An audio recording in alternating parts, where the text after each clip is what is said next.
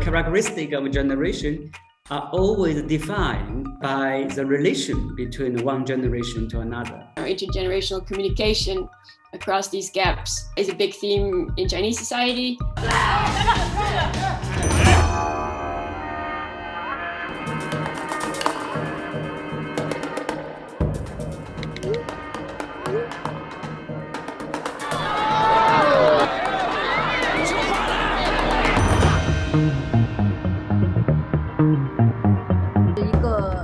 好的非虚构的写作者，首先应该是好的聆听者和观察者。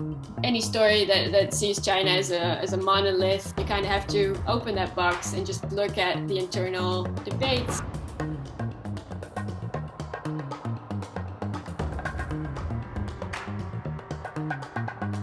我们要讲的恰恰不是要努力拔着我们的头发要往上升，我恰恰觉得那就是一个讲故事里的中国或者中国人。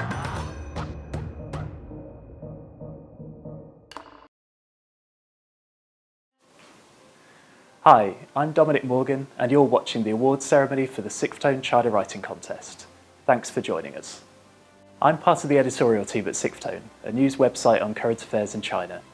For 6 years, we've been covering China from a human perspective, providing deeply reported, narrative-driven stories that focus on the lived experiences of ordinary Chinese people. We also publish commentaries by Chinese writers, thinkers, and researchers, often bringing voices and ideas into English for the first time. You can find everything we do at sixthtone.com. We also provide a weekly newsletter with highlights of our coverage and post our stories to our WeChat public account. You can find links to those on the screen now. 2022 has been a challenging year, and we appreciate the support of everyone who reads Sixth Tone and everyone who's watching tonight. We've been working hard as usual, and we have some more big projects coming up that we're excited to share with you in the coming months. It's been a huge privilege for me and my colleagues to work on the China Writing Contest. It's the first contest Sixth Tone has run, and we got to read some really remarkable stories. You can now read many of the shortlisted stories on the Sixth Tone website. The theme of this contest was generations, and we asked for literary non-fiction in 2 categories, short pieces of up to 1,500 words and longer pieces between 1,500 and 5,000 words. The stories also had to have some thematic connection to China. We received a total of 438 submissions from 22 different countries. The most common words used in the stories were time, family, mother, life, and years. Mother, funnily enough, appeared 50% more often than father. The most mentioned number was 2, and the most mentioned food was pork. Lots of these pieces were really impressive, and we learned about the work of many talented authors. The submissions were judged by an all-star panel, all of whom have been writing about China for years. We hope you'll all keep writing and also keep pitching articles to Sixth Tone.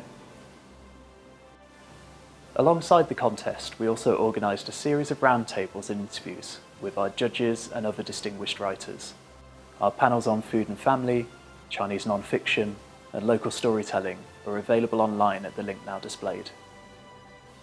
Thanks again to everyone who entered the contest. Now, before we start handing out the awards, let me introduce a short video sharing some highlights of Sixth Tone's coverage over the past year.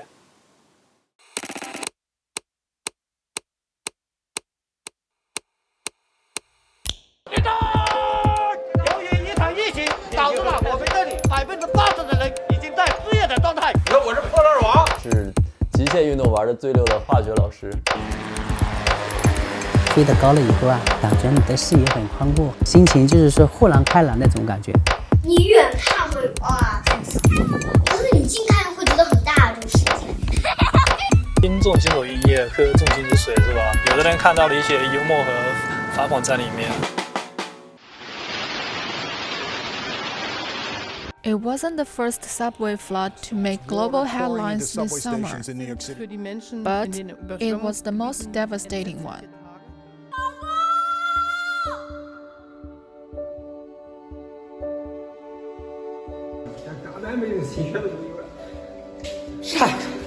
啥都没啥。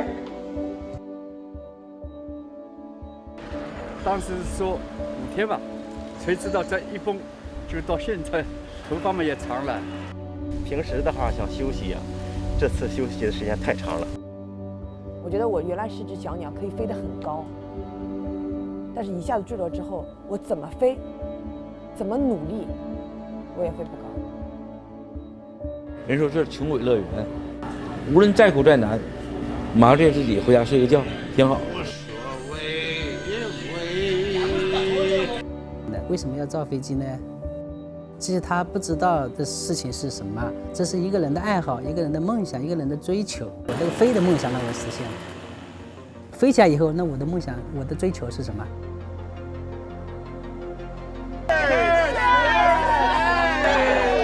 解封快乐，解封快乐！我们很多事情其实用不了那么高深的理论，用不了法律法规，就是基于一个人你最基本的你的尊严、你的权利就够了。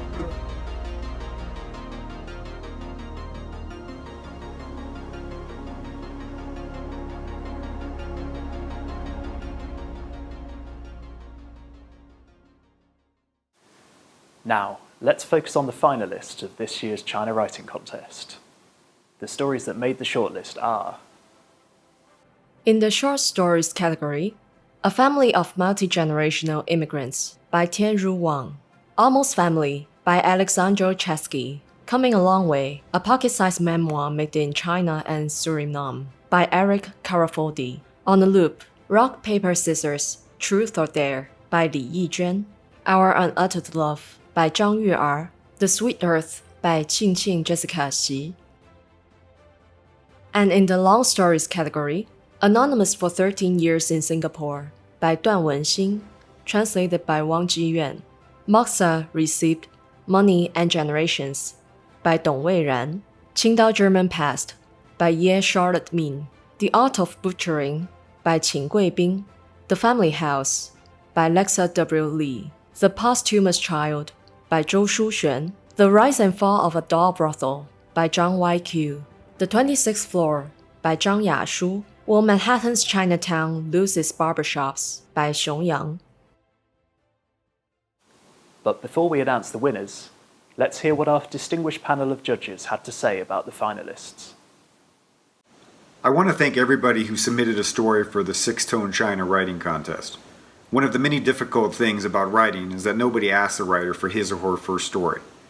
Editors don't spend their time contacting random young people in hopes that they can write something good. It's entirely up to the writer, and it requires both confidence and faith. Why does anybody else care about your story? You have to be the first one to care. And with all of the finalists that I read for this competition, it's clear that these writers took pride in their work. Another difficult thing about writing is that much of the important development happens after a person has left school.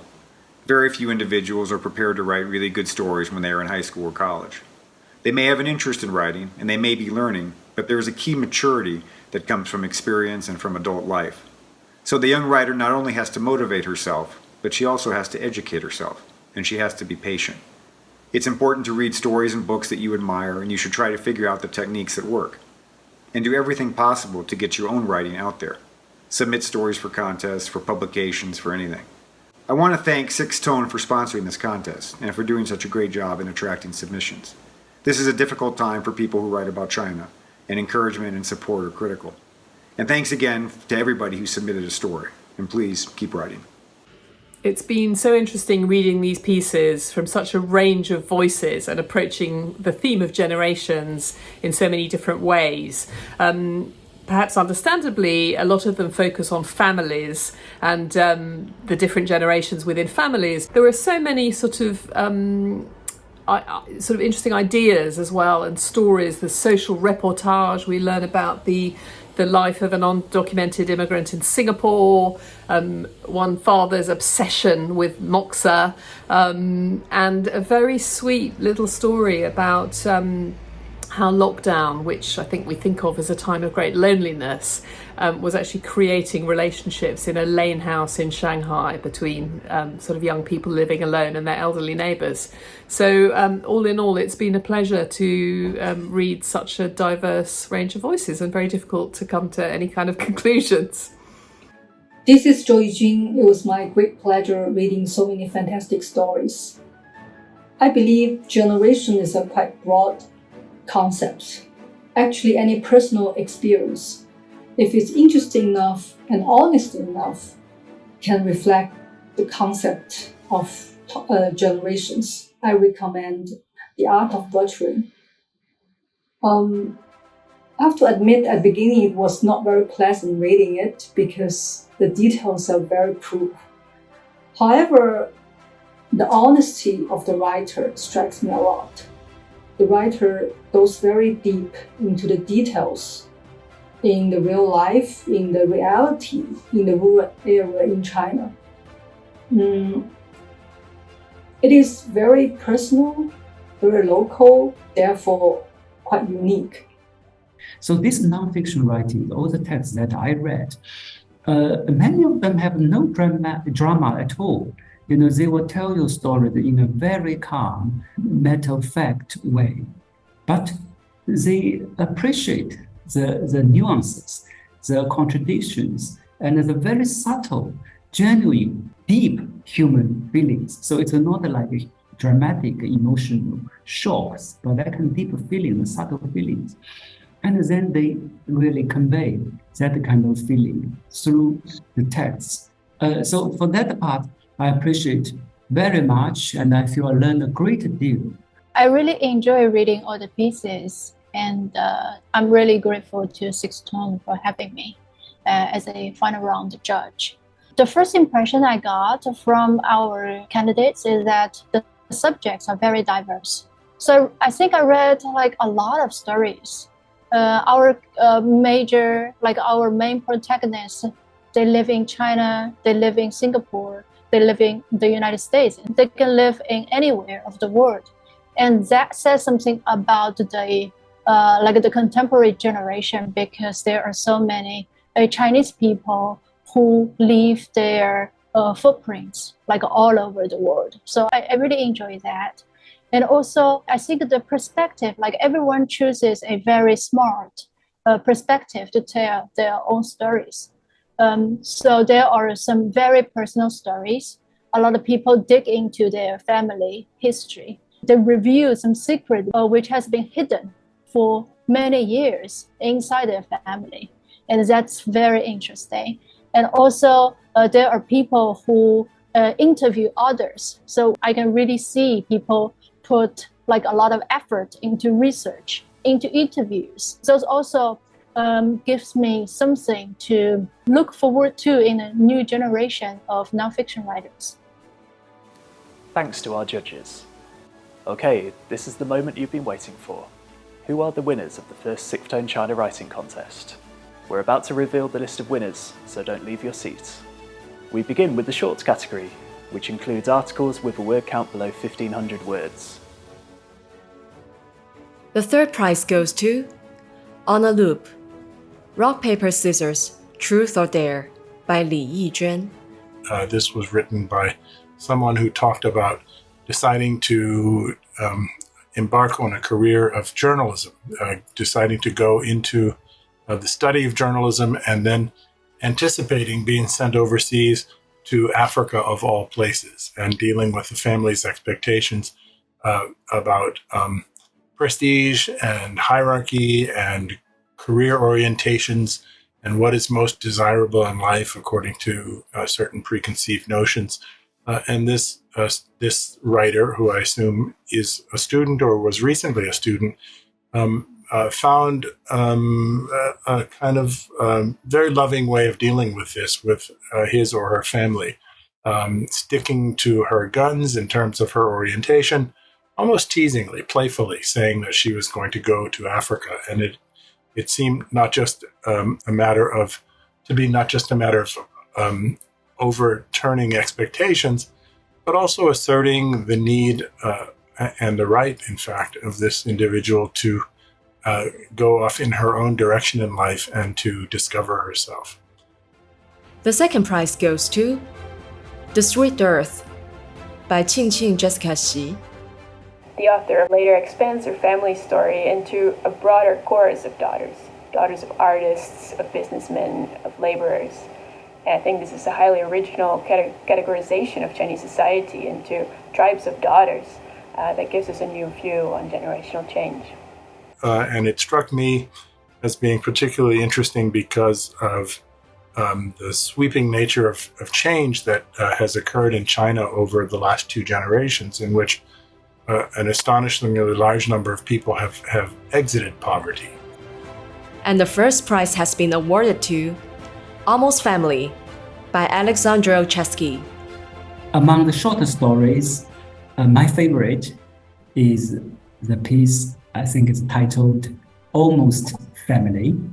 It is a account about life in an old Shanghai building during the lockdown period.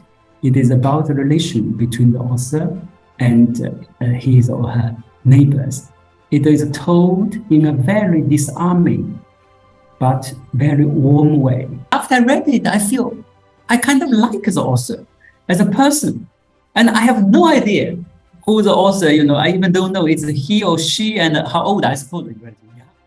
It's very well written, almost like a short novel. If we still believe that being reflective or even being political is the task of nonfiction writing, then we might need more and more of that kind of personal stories or touches. Congratulations to you all. And for the long stories category, which features articles of between 1,500 and 5,000 words, the winners are... The third prize goes to The Family House by Lexa W. Lee. One of the best written stories, The Family House, was submitted by a physician. I've always been fascinated by the number of doctors who write well. There seems to be little in medical training that prepares an individual for writing, but obviously there are other skills that contribute because there are surprisingly many doctors who can write. I've always believed that a good physician learns to be observant and how to communicate with patients, and there are natural stories in the field of medicine. The second prize goes to The 26th Floor by Zhang Yashu. The mother-daughter love-hate relationship is very well written in this piece, because the family tension owes its trigger to China's reform and opening. The personal story carries a lot of socio-political weight. For the author, the economic division after China's reform and opening happens not only in newspapers, but more so in her family, between her parents. As her mother moves beyond the blue, her father is left behind in the rural town, and she is left with a nanny at a luxurious apartment which she has to call home. The author selects meaningful life details to showcase the feelings of being left behind. For example, one of the most memorable scenes is the grandpa repeatedly watching the shows about the Red Army's revolutions. Her grandpa seems comfortable getting stuck in time, but is insecure and helpless. That deep sense of insecurity haunts the entire piece. The protagonist seems to move higher with her mother in the apartment buildings, which is a metaphor for social ladders. But her basic longing for a parent to tuck her into bed as a child is never fulfilled. The tenderness makes the piece very powerful. And the first prize goes to Anonymous for 13 Years in Singapore by Duan Wenxin, translated by Wang Jiyuan. This is such a timely piece because the global pandemic really reveals the fact that undocumented workers like Youlan do not have a home anywhere in the world. I also admire the side threads that are skillfully weaved into the main narrative fabric. Just take 2 examples like Youlan's romance with Jay, and also Youlan's brief encounter with Ling, her inmate in the jail. And because Jay loves Youlan tenderly, so it really gives me something to look forward to in Youlan's future. And then Ling serves as a rare successful example in this precarious group. She offers some of the most hilarious moments in this piece. And without those threads, I would feel the piece might have been a little bit too dark or heavily loaded. 13 years in Singapore, which of course, is very close to my heart. I lived in Singapore on and off for 10 years. lived because my wife was there, I regarded the family was there. And then I did field research with Chinese migrant workers in Singapore, and in my later research. I also have collaborators who are doing research on people very similar to the characters written in that piece. I was telling myself, gosh, I'm a professional anthropologist and I use public money, public resources to do research on migrant workers in Singapore. But still, there's so much thing I did not know that I rely on a non-fiction writer to tell me about that. I also feel sense of course, I was very pleased that I learned that very valuable contribution to society, because how many people knew what happened to the illegal migrants in Singapore during COVID, and especially how these people feel, how these people think about their life. Congratulations! Now, it's time to announce the winner of the grand prize, selected from all the finalists of the Sixth Tone China Writing Contest. The grand prize goes to The Posthumous Child by Zhou Shuxuan. That piece for me is about the wisdom of life, conveyed through a historical figure. The historical figure is the mother. And then the historical figure is historically formed, and it's formed by her complex life experiences. But of course, as a very marginal person, I mean, the historical figure's life does not have its own narrative. It's because it's all fragmented. So therefore, it is a challenge how to write a text to show a historical figure like the mother. I think that piece did a very good job in creating, devising a format to tell such a story. And without forgetting, of course, all these big forces, the political, ideological, and the historical forces come together, and economic as well. The Posthumous Child is about rediscovering the archives and personal history of her grandparents and parents. It's very sincere, straightforward, and more importantly, it reflects the social change in contemporary China. Just like the author of The Posthumous Child wrote in her article, to own your narrative, to show your willpower, to tell your own story in a direct way. The author's dry humor steals a lot of laughs, like out of my face. And then now I also begin to wonder whether my grandparents would have, hidden some dirty secrets in their employment files as well.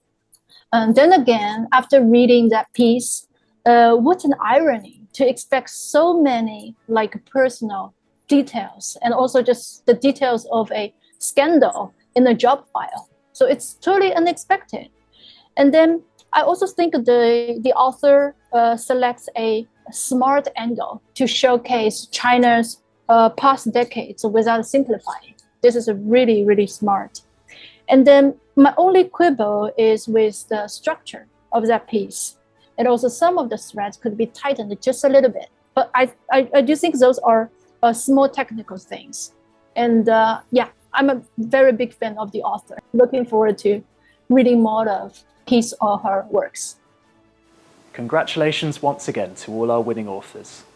You can read these articles on our website or on the Sixth Tone app by scanning the QR code on your screen. But there's still one last prize to hand out. As you may know, the China Writing Contest includes a Reader's Prize, a special award for the most popular entry as voted for by Sixth Tone's readers. Over the next few days, we'll be posting the shortlisted stories to our website. To vote for your favourite entry, click the link at the bottom of the story. That will take you directly to the voting page. And don't forget, you can keep up with all of Sixth Tone's latest stories via our website, the Sixth Tone app, or by subscribing to our newsletter and our channels on Facebook, Twitter, LinkedIn, YouTube, and Instagram. Thanks everyone for watching tonight. Good night.